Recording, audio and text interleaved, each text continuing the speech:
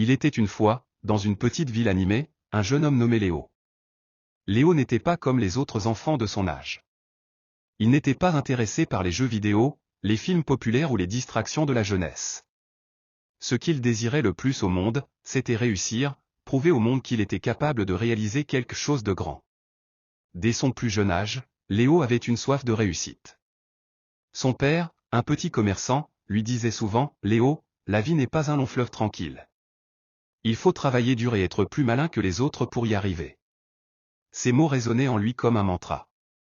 Léo savait que s'il voulait s'élever au-dessus des autres, il devait se démarquer.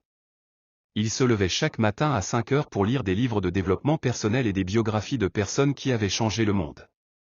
Il écoutait des podcasts sur les secrets de la réussite, analysait des stratégies d'entrepreneurs célèbres et notait dans son carnet tout ce qu'il apprenait. À l'école, il était un élève brillant, mais ce n'était pas assez pour lui. Léo rêvait de créer son propre empire. Un jour, alors qu'il avait 18 ans, il rencontra un mentor, Monsieur Dupont. Ce dernier était un homme d'affaires reconnu dans la région. Il avait vu en Léo un potentiel exceptionnel. « Tu veux vraiment réussir, mon garçon ?» demanda-t-il un jour en l'observant attentivement. « Il te faut plus que de l'ambition.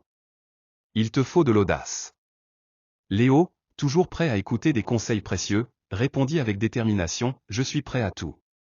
Dites-moi ce que je dois faire. » Monsieur Dupont lui expliqua qu'il fallait non seulement rêver grand, mais aussi oser prendre des risques calculés.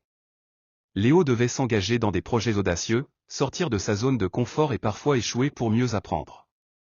Il lui donna une mission, ouvrir une petite entreprise dans le domaine qu'il choisissait, mais avec une condition. Cette entreprise devait avoir un impact positif sur la communauté, tout en restant rentable. Le jeune homme accepta immédiatement. Après des mois de réflexion, Léo décida d'ouvrir une start-up spécialisée dans la vente de produits écologiques.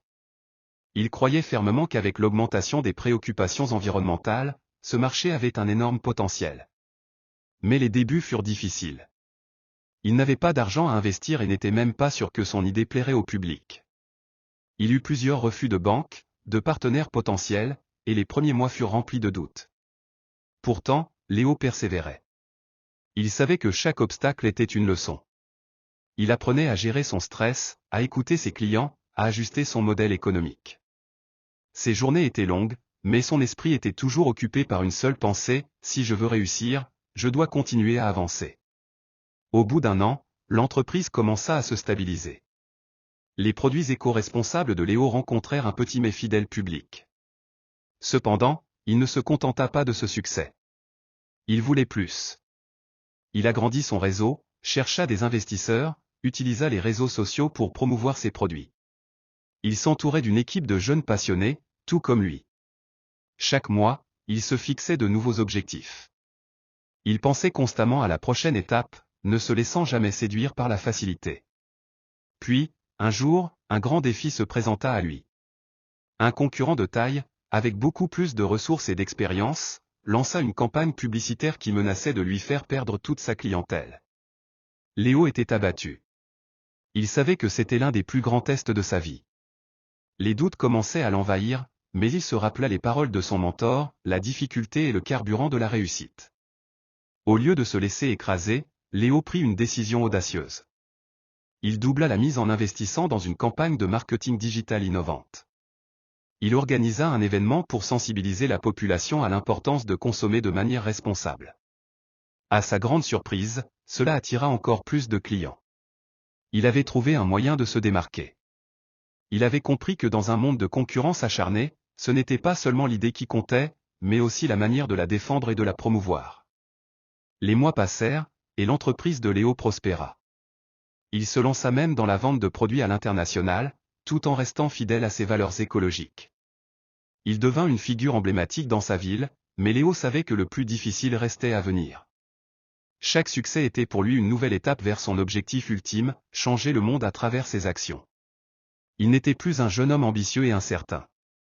Il était un entrepreneur accompli, mais avec un seul objectif en tête, ne jamais s'arrêter, toujours apprendre, toujours grandir. Léo savait qu'il n'y avait pas de fin à son voyage, car la vraie réussite était dans le processus et dans l'impact qu'il laissait derrière lui.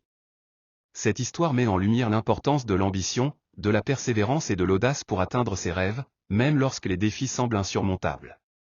Le parcours de Léo montre que la réussite n'est jamais instantanée et qu'il faut savoir saisir les opportunités, apprendre de ses erreurs, et ne jamais cesser de rêver grand.